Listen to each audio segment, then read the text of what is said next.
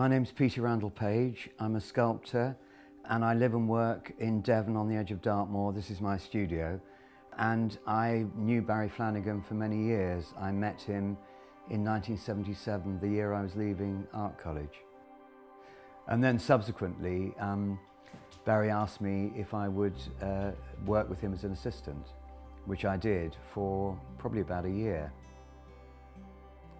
He had a very strong understanding of materials, the way materials behave, the way materials respond to light, the way materials can contain other materials, the relationship of skin and flesh, from things which were a pile of blankets, the famous one, to the sort of piles of sand, to the sacks with light projection onto them.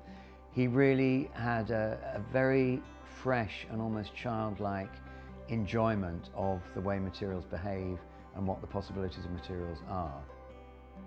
His early work, in a sense, fitted in much more with a sort of avant-garde vision of what sculpture might be, although even that was extremely quirky. He loved the bohemian life. He loved going to, clubs and unusual places, and he loved drinking. He loved mixing with lots of different people. But he wasn't in any way a bohemian snob. People he knew, things he saw, all fed directly into the work in a way that was very unusual at that time. It's still unusual, actually.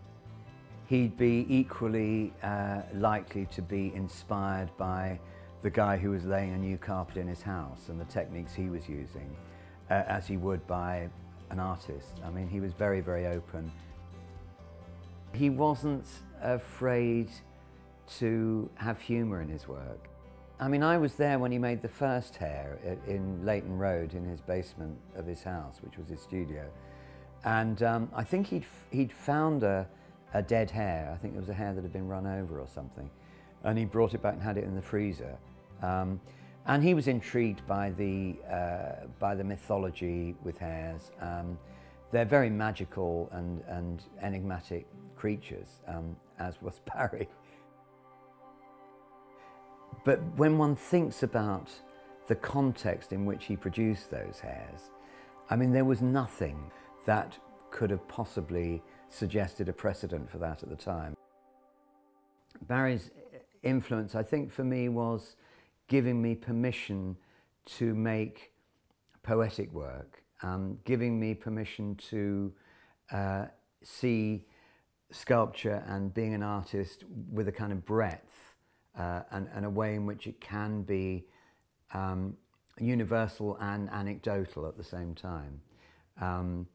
Yeah, I mean, I owe him a huge debt.